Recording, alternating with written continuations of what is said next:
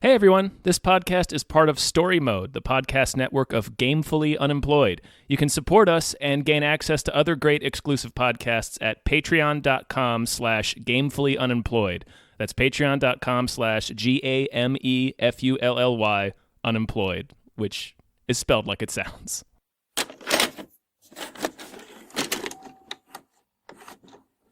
Good God. Hi, everybody. Hello! Hello, everybody. Hello, everyone! My name is David Bell. Oh, my name is... It's not that. My name is Tom Ryman. And we just watched Psycho Goreman. Psycho PG. Goreman. It's a movie. Psycho Goreman. For every child, there is one time, one adventure, and one psycho. I will bathe in your blood. That makes all their dreams come true. He's gonna kill everybody if we take him anywhere. Not unless I tell him to. Bullseye! For Mimi, that time is now. And that friend is Psycho Goreman. How are things, Tom? You know, could be better. Yeah, could be worse. Could be worse. Could always be worse. Yeah. Mm-hmm. Always keep that in mind. Mm-hmm. Yeah. You know, keep that lesson. It's a logical fallacy because things could always also be better, but whatever. Yeah. Whatever. Whatever the fuck ever, man. I don't know. This movie, we did it on Movies That Deserve More Hype a long time ago. Mm-hmm. People have been talking about it a little bit. It's got a little bit of buzz. Mm-hmm. Not a lot of buzz. Not a lot. Yeah, that's true. There's not much this weekend. We were thinking of this or Synchronic, which I still think we should cover Synchronic. There's also One Night in Miami, which... Oh, yeah. Yeah, like I can't believe I didn't think to suggest that. Yeah, but we watched Psycho Goreman. But we watched Psycho Goreman instead. And I think people wanted us to watch this. I had completely forgotten about this film. Oh, really? I got in a few tweets. And then when it popped up as a suggestion, I was like, oh, right, we did talk about this like a year ago. Yeah. This is on Amazon right now. You can rent it. Mm-hmm. You can buy it. You can do whatever you want with it. It has like a Shudder title card, so I suspect it'll be just on Shudder before too long. That's true. Yeah, you'll probably be able to watch this for free soon enough. It's getting high ratings, both critical and audience reviews. It is, yes. Yes, that's true. Tom, what did you think of Psycho Goreman? That's a complicated question. Is it? It is. I really, really like most of this movie. You know, when you say it, you're right. It is a complicated question, but go on. The idea is fucking perfect. Yes. The story is, if you got, in case you aren't aware, which is probably several people, since this is a small movie, it's like R-rated E.T. It's like two plucky adventure kids dig up an alien in their backyard. But he's like Hellraiser, like he's exactly like Hellraiser or a Wishmaster. Yeah. But they have the gem that they can use to control them, so they're just making him do dumb kid shit and hang out with them. And he's just telling them how much he's going to kill them later. Yeah, he is just Hellraiser. Like he's a bummed out evil demon from beyond the stars. He's to me, he reminded me more of Odorous from Gwar, because it has a similar Gwar backstory where he's like space conqueror. Well, he's also, and then when the rest of them show up, it's just Gwar basically. Yeah, like, oh man, when the rest of his dark lieutenants show up, oh my god, his black paladins. And also, like, this movie is a mixture of a lot of different gags that are very funny. Yes. Like, this is it's the obvious it's very Adult Swim in that he is simultaneously the cybernetic ghost of Christmas Future from Aqua Teen, and that he will launch into these long-winded stories about epic space battles that took place millennia ago, and they're set up exactly this. It's the exact same joke. And he's also kind of like Frisky Dingo. Yeah. Shit, I forget his name. Fuck. Oh man, he's very similar to that guy in Frisky Dingo. I feel like it's Murder something, but I'm not sure. It's not Murder Face, but people are screaming it at us right now. Hold on, I'll look it up. Just Killface. Killface. There you go. Killface. That idea is really, really funny. And the special effects and creature design in this movie are so good. It's good. It's low budget, so you can tell their costumes, but it's like this is like the kind of shit that a lot of people are nostalgic for. It's all puppets and animatronics and stop motion. There's some stop motion, yeah. The creature designs, like they didn't just like design one creature. Like they didn't just blow their wad on the design of Psycho Goreman and just let everything else. Like every single alien, everything's great. Looks like it's the star of its own movie. Like I really can't stress how awesome the creature design and execution is in this movie. It's so cool. It's really cool. Can I try to predict? Oh, sorry. I was going to say the gore effects are incredible. Yes, they're very, very good. Like this is it's just an R-rated comedy version of E.T. if E.T. was just a fucking demon that just murdered people with Hellraiser powers. Yeah. Can I try to predict what your issue is? Yes. Because I suspect we have the same issue. The story it stalls. There's not much story there. The story stalls, and when they go for... Like, there's a lot of stretching. The jokes themselves are not great. Like, I found... Like, the idea of this movie is hilarious. And there's a couple of moments that are just fucking all-time, including one that as soon as it happened, I was like, I cannot wait to talk to Dave about this moment. We'll get to that in a second. Yeah. But, like, the comedy of it, like, it has, like, just a really, really great, like, tone and spirit to it. But the actual written comedy is extremely derivative of stuff that's funny right now. Like, I'm trying to find a way to articulate it. Well, I liked some of it. Oh, no, I liked some of it, but there's a lot of, like, I guess, obvious ways to go with it. There's like I thought they did great job with the characters. The little girl is fantastic. I was watching this with Hannah, and she was going off about little girls like what a role to get to play as a child actress. That's one thing that is one thing about the comedy that I really, really liked is that the kids are maniacs. Yeah, like they find the alien because they're playing essentially Calvin Ball. They call it Crazy Ball in the movie. Yeah. I mean, every kid had this, right? Right, every kid had this, but like they take it. This is like the kind of shit I really wanted them to go further with, and they go pretty far with it. But like she wins, so she's like, "Okay, I won. You have to dig your own grave," and he's fucking digging his own grave, like he's gonna get buried alive. And that's how they find it. And that's how they find the alien. I liked that because it was like, no, like they were like, how do they find it? I don't know. Have a kid dig his own grave because he lost at a made-up sport, and it was like, oh, that's beautiful. And like this movie exists in that universe. Like she has Psycho Goreman turn their best friend into a giant brain creature, and he's just a brain creature now. Like that doesn't get cured. He's just and a no one brain cares. creature now. Yeah. There's a lot of it's a lot of a world of people not caring. It's a world about what's happening in front of them. Right. It's a world where there is no straight man, and that can be like that's kind of what turned me off of The Office. Like that can be a problem in comedy. Yeah. Unless it has to be done, like if it's not done well, it runs the risk of being The Office, where it's just kind of exhausting. You're like, okay, everybody's fucking wacky. I get it. Yeah, The Office slowly became that, whereas everybody was exhausting. Yeah, after a certain amount of time. And there's this movie kind of gets a little toward that, but it doesn't really. I think this movie handles it a lot better. I think the brother is kind of the straight man. And he is. Yes, there are people who react. There are people there to react.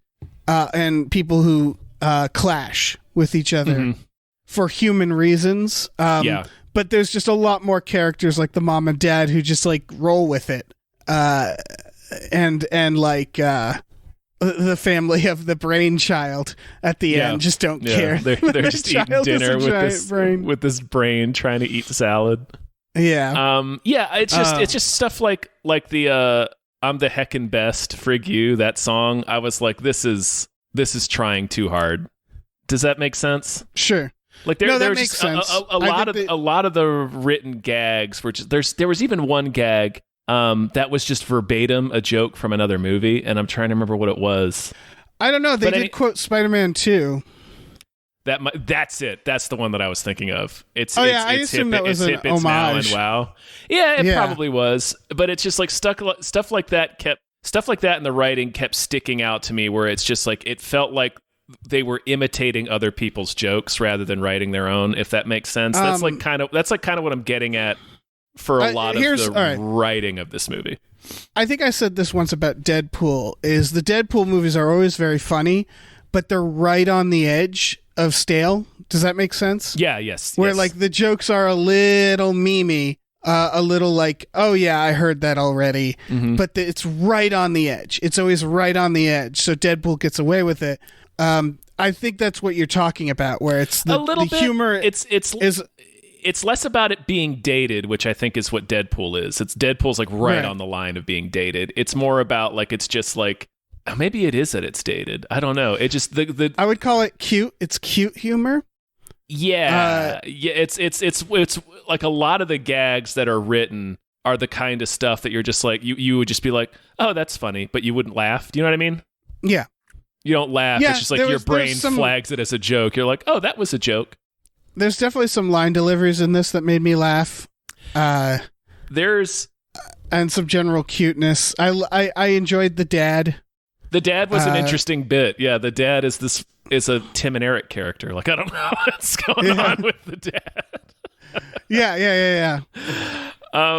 There is, but that's like the extent of my criticism, and I'm going to use that because I still think like this movie has just so much goddamn charm. In between just having the greatest, like this is such a good idea for a movie. Yeah, it's a fantastic fucking idea. And the execution with the costumes and the effects is just so goddamn good. Like there's, and I think there's humor in how grotesque it is. Oh, absolutely. Yeah. Yeah. And that's what it is. Like it is funny. It's a intentionally funny movie. Yeah. But the dialogue wasn't particularly strong, I guess. And like it was the spoken jokes are the weakest part of it. Exactly. But there were moments where I was fucking howling because it's fucking the absurdity and the gore. The tone and the feel and the execution of the movie is really, really good. When he traps the 80s style a bad guy bums, when he straps one of them in like a hell world where he's just frozen and his eyes are just spinning. Yeah. It's just so grotesque and weird. And he turns the cop into a weird zombie and he's like, there, he's gonna play crazy ball with us. And he hands a little girl a Valentine that says please kill me. And he's trying to shoot himself in the head with the gun that's fused to his hand. Yeah, it has a lot of that Metalocalypse humor where it's so grotesque that it's funny. And the little girl is a sociopath. She's a maniac. Yeah, she's a straight up maniac. Both of the kids, I guess, but like really kind of like everyone in this movie is a lunatic. Well, it's actually it seems like it's mainly the family. Yeah, is what it's about, and I guess they I feel like what.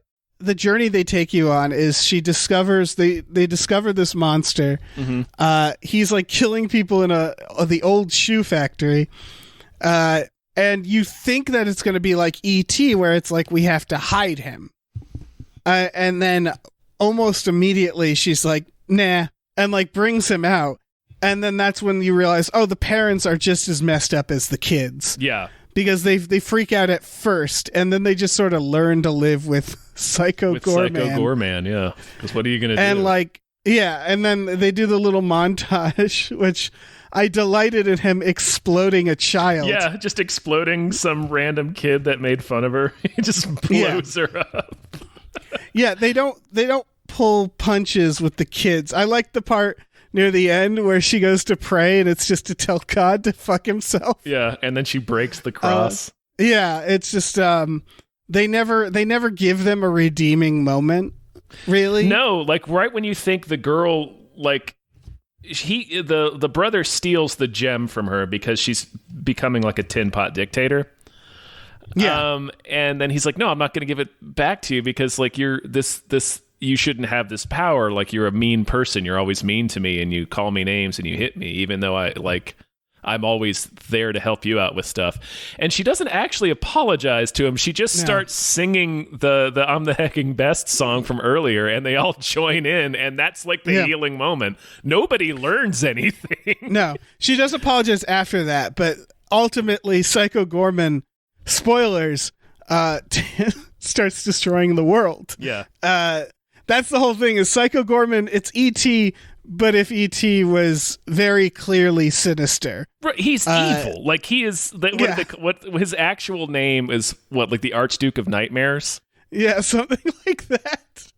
He has like a Kratos God of War backstory where it's like he was a slave and then he found this gem and freed himself and used it to conquer the universe, and it's like very epic. Right. It is, but like he's clearly the bad guy. Well, Kratos is a good comparison because it starts out where it's like he and his entire planet were enslaved by the Paladins, which are these Gundam looking aliens that are pretty sweet. But and they're not nice either. No, they're also evil. But it's like. It's like the God of War thing. It's like where you're like at first you're like, well, yeah, no, fuck those guys. Kratos is in the right, and then he just takes it way, way, way too far. Yeah, and you're like, all right, Kratos, dial it back, man. I think you're the bad guy now. Yeah, and I love how they do the Paladins because they're like, it's the idea is they're so like good. They remind me they're like Prophecy, the angels in that. Like they're lawful good that they're actually evil, if that makes sense. Like where they don't consider humans as anything that matters. It's a pretty common trope for like angelic races or beings of pure order in like science fiction fantasy. Like pure order is tyranny. It's like this big cosmic goodness that it's like, well, collateral damage doesn't matter. One of the first things we see, the main, what's her name, Pandora, is she's like, show me one of these humans, and they just like blast a human into the room, and it's just this poor woman, and she puts her in a box and then just crushes her. Yep. Into a little bloody cube. And then brings the cube over to her and smears it on her and assumes her identity. She smashes the cube on the table first. It's like this little blob of gore soup, and then she smears it on her face and becomes that lady. Yeah. Which again reminds me of very God of War, where it's like when you're playing God of War, there's puzzles that involve just like incinerating humans. Oh, yeah. Because it's like, well, they don't matter. Yeah. What do they matter? They're just a puny mortal. And so humans are ants. They're ants to these people. So it's like, it's not that they're evil or good towards humans. It's just that they don't care. Well, and they enslaved his entire, like they came to his planet and they were like, well, these are primitive people. They should be slaves to fuel the government that keeps the galaxy in order. Yeah, she says at one point, like a battle between evil and more evil or something like that. Yeah, she's like, it's a battle between evil and like even shittier evil. Yeah. And so ultimately, like, there's no lesson to be learned here. I mean, I think the lesson is because it's even like as nakedly evil as Psycho Goreman is. Like at the end, you're still kind of like, fuck these people. I'm gonna vote. I'm voting for chaos. Exactly. If it's chaos versus evil order, right? If the choice is between just chaos or like evil, uncompromising order with these fucking nerds, then it's like, I'm gonna go for chaos. Yeah, and the movie lets you enjoy Psycho Goreman. You know, his arc is that he basically spares the family. He slowly learns what love right. is. He says he's going to use the power of love to fucking enslave the galaxy. Yeah. He learns what love is, but doesn't quite understand right. He's love. going to wield it to destroy every planet. This movie it's I don't know if the word's nihilistic, but it's one of those movies. It's a sketch. It's sketch comedy, but it's long. It's a long sketch, yeah. It's like the movie Rubber. Not literally like the movie Rubber, but it feels like it's the same vibe, where it is a little nihilistic in the ending, where it's just like, and whatever. Like, it's that feeling of like, they're not trying to go for, like, if you pass this through the Hollywood system, they'd be like, no, he can't kill humanity. He has to learn to love humanity, or there has to be some, there has to be some sort of Hollywood ending. This is very anti-Hollywood. Mm-hmm. This is the director of The Void, by the way. Remember The Void? I do. That was a big disappointment. It was a very slow movie with really good effects. Yeah, the effects were awesome. The movie itself was crap. Yeah, this director clearly has a pattern with this person knows effects. It kind of reminds me of The Witch and The Lighthouse. Who's that? David Eggers. No, that's David Eggers. Yeah, who he talked about The Lighthouse being like, he was like, The Witch was a little too serious. A little too film school is, I think, how he put it. I forget, but that was The Lighthouse, where he was like, I'm just going to do the same tone, but make it fun and funny. Yeah. And that's kind of what this reminds me of, is The Void was like too serious. And then Psycho Goreman is like, that's what we need. Yeah, that's the sweet spot, baby. Yeah. Because it's got like the synth music and the practical gore, the tentacles and blood and guts. And as we've already said, it looks fucking fantastic. Like the effect when she crushes that woman into a cube, smears it on her face, and they do like a Raiders of the Lost Ark thing where her face starts melting into the woman's. Yeah. It's really cool. It's like, the effects in this movie rule.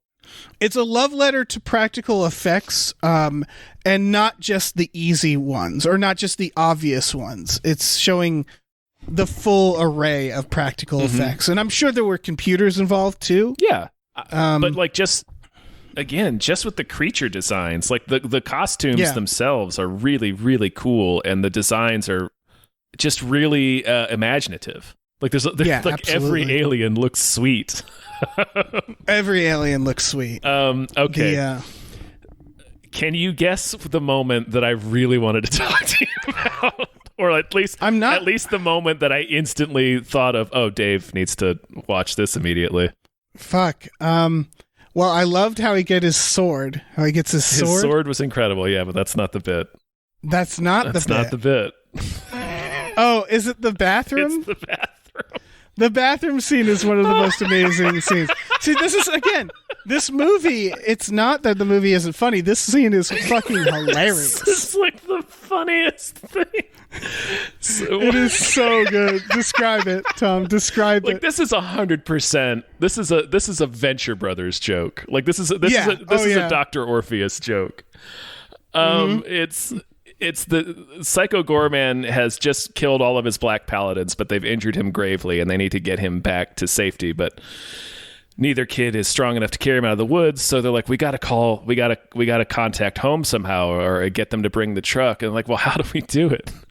So it cuts to their dad sitting in the bathroom, and then like Psycho Goreman's face just rips in through an alternate dimension, and it's blazing with purple fire, and like wind is shooting out of it, and he's just screaming. He's like, find me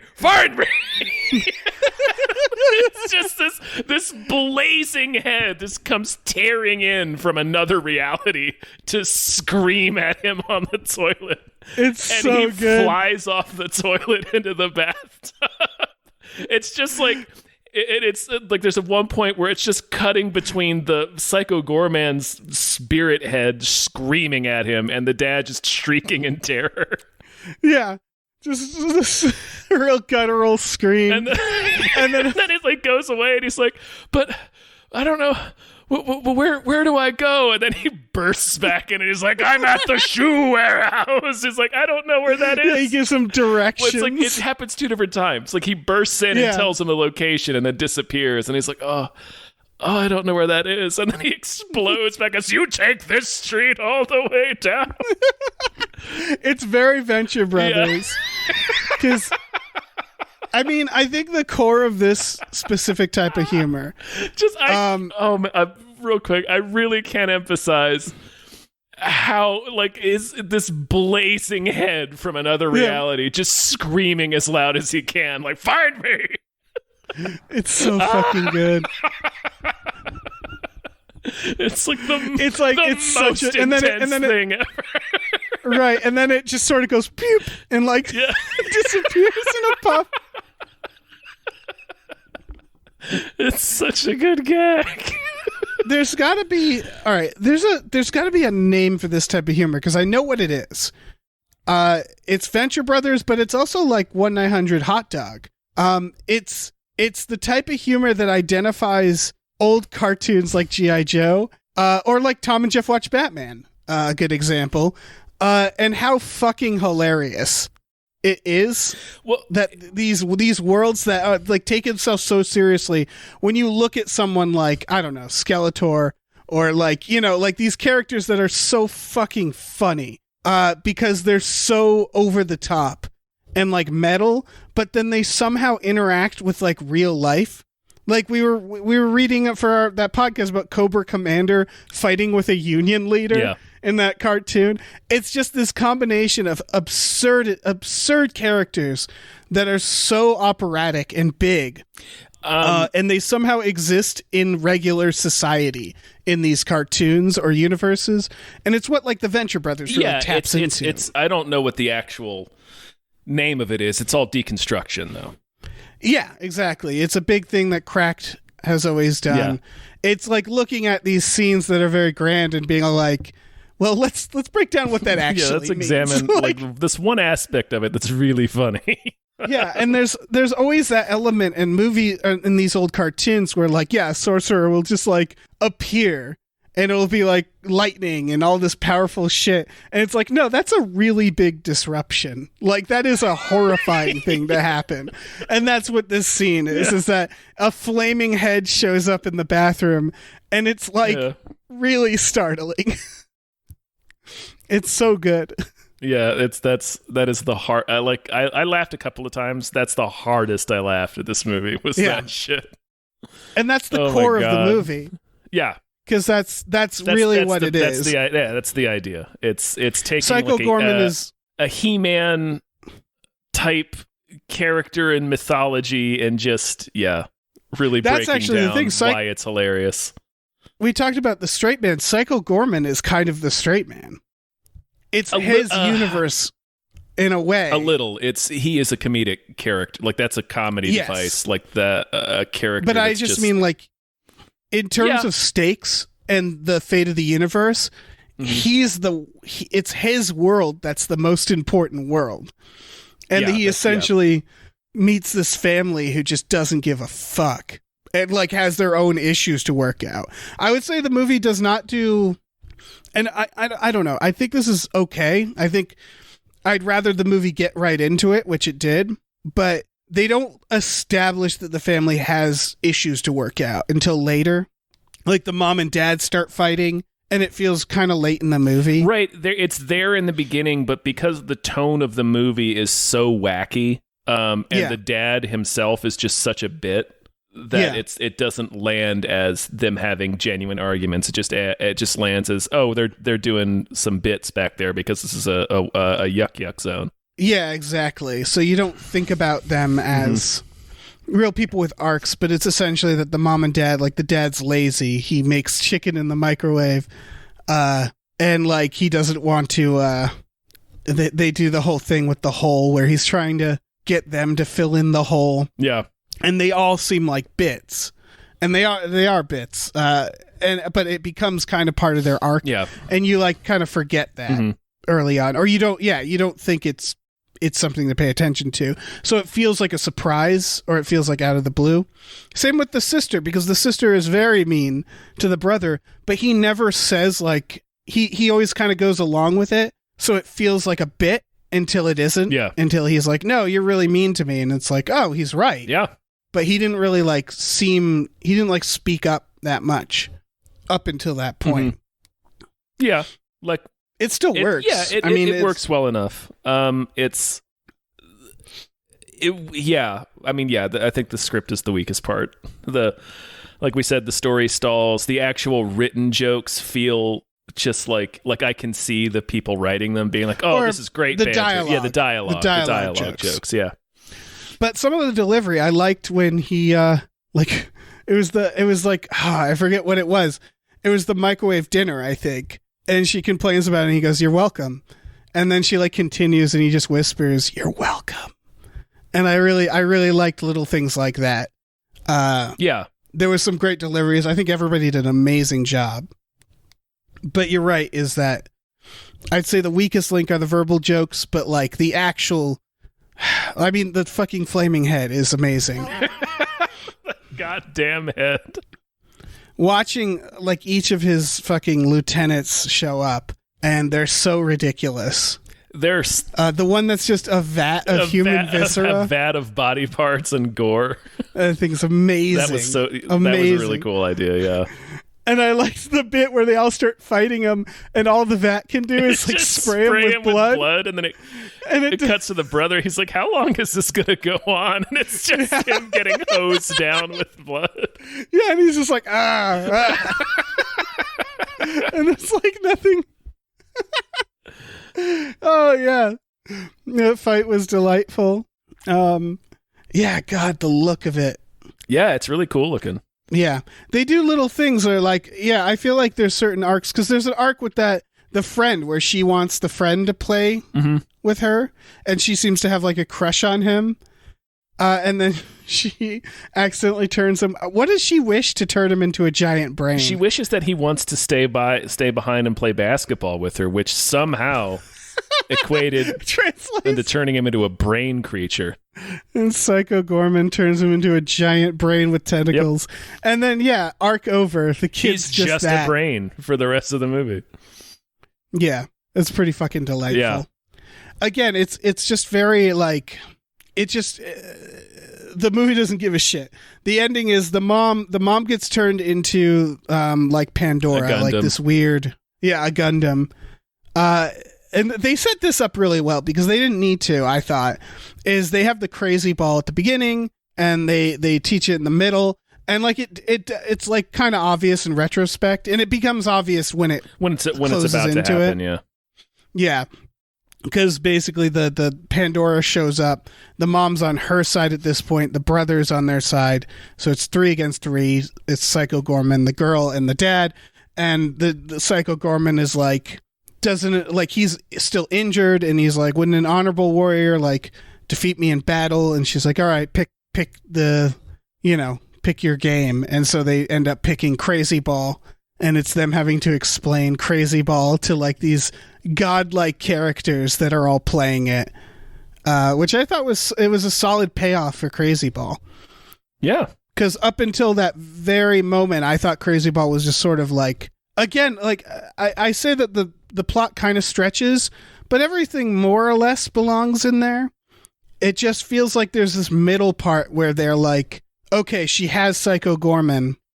It's the fun and games. It's she has Psycho Goreman. Now we have to get to the drama of Pandora showing up. And kind of in between that, I feel it's not long. Yeah. This movie's about an hour and a half. It drags a little bit, I would say, but not much either. I don't know. Was that just me, Tom? It does. It spins its wheels in several parts, but there's enough scenes to get to, if that makes sense. Where there'll be a couple of minutes of lull, but then there's always something crazy teaching him Crazy Ball that ends in him making the cop into a zombie, or them going off into the woods and that ends with his black paladins showing up. There's always something that happens that's fun to watch. Yeah. Yeah, and again, it's about an hour and a half, so it is pretty efficient. Yeah, and it's never not fun. Yeah. And I think I felt like that was, the fact that they do the crazy ball and they pay it off, it pays off those scenes. And you get to see the cop turn into a zombie. Yep. And that he ends up killing the cop in like the next scene. Yeah. Yeah. Because the cop stabs him through the face. Tries to take him out when this black paladins attack. And when he stabs him in the eyes with sticks and he just deflates. And there's a dude doing the voice where it's just like, it's so much weird fun. Choice that wound up being pretty funny. Yeah.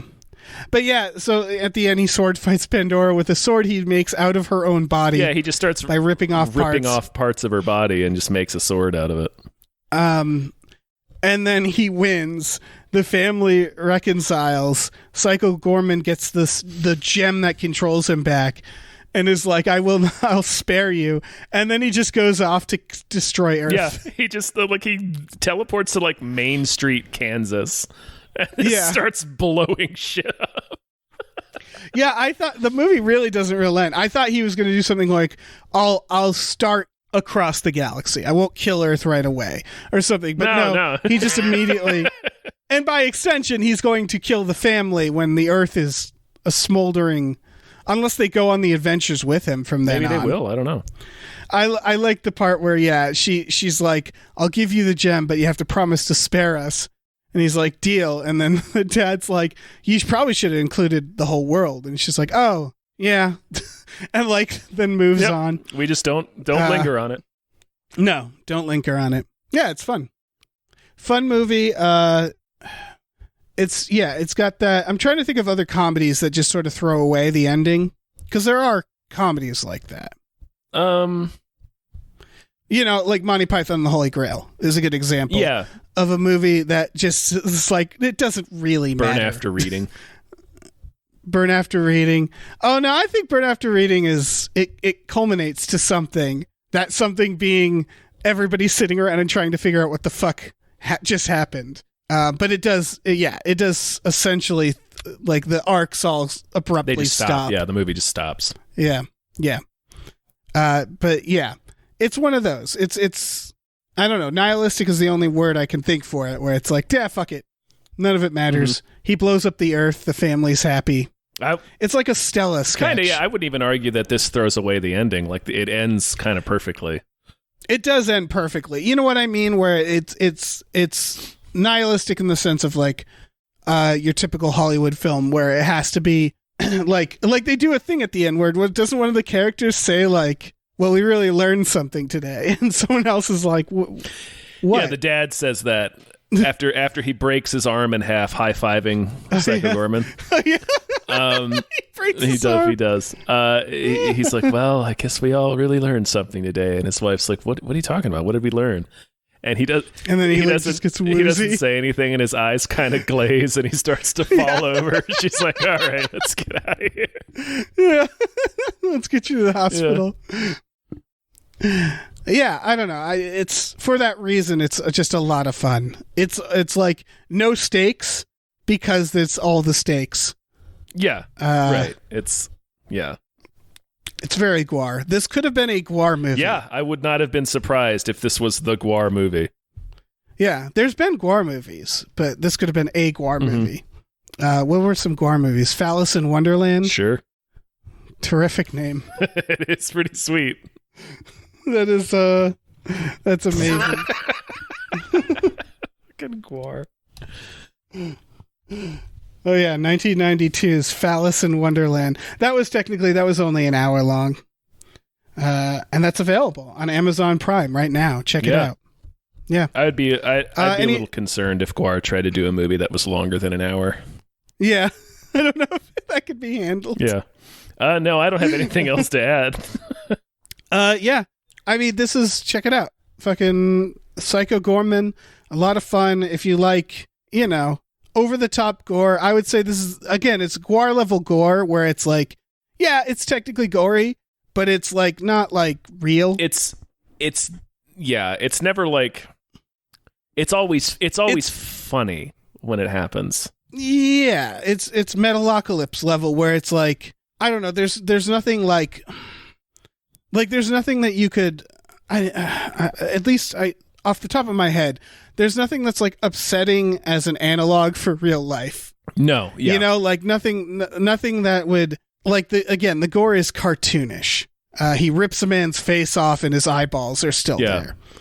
The Cassius robot that made me laugh really. That thing was great. Cassius 42,000 or whatever his name was. Yeah. He was just a robot version of Cassius with a little parrot on his shoulder. Yeah, that was terrific. They're having a lot of fun with the costumes. Yeah. Can't stress that enough. They're doing some shit. There's that skull, that weird, like in the council. It's like the one that's like a skull in a jar. It looked like Mutagen Man from Ninja Turtles. Yeah, you're right. The very last scene where he's like, "Well, we have plans for this," and he takes out a revolver. He's like, "Who wants to kill themselves first?" And Skulljar Man starts to raise his hand. Yeah, it's funny, but that reminds me of a Rick and Morty joke where they crash the economy. Yeah, and he's like, "There's one way out of this." He's like, "Gentlemen, there's a solution you're not seeing," and then he shoots himself. Yep. Oh, it is just funny that it's this council of elders in space, and it's like all these crazy looking Jim Henson aliens, and then he just pulls out a fucking regular ass scummy revolver. That's Bob perfect. Hoskins revolver from Who Framed Roger Rabbit. Yeah, not the animated one, his actual gun. It's just right. Just it's perfect. It's perfect. Fucking regular old gun. Yeah. Oh man. Love me some puppet gore. Also, I should note, this isn't like the only puppet gore that really got to me is Meet the Feebles. Meet the Feebles is a movie that I don't know. Maybe I'll watch it again sometime. I wouldn't rush it. Yeah. In terms of like grotesque puppet stuff, this is on the side of Gwar and not Meet the Feebles. If that makes sense for anybody who knows the two like tones. Doesn't matter. Yeah, it doesn't matter. None of this matters. All right. Well, geez, guys. Thanks for listening. Yeah. That's a sode. I mean, we did it. Yeah, we did it. We absolutely did it. No one can say we didn't do it. You know? That's no one can prove otherwise. I dare you. I dare you to say we didn't do it. Yeah, check out this movie. Also, you should check out our Patreon. Patreon.com/gamefullyunemployed. We have exclusive podcasts there, like Tom and Jeff Watch Batman, and Fox Mulder is a maniac. What else do? We watch movies every Friday night with our patrons. We sure do.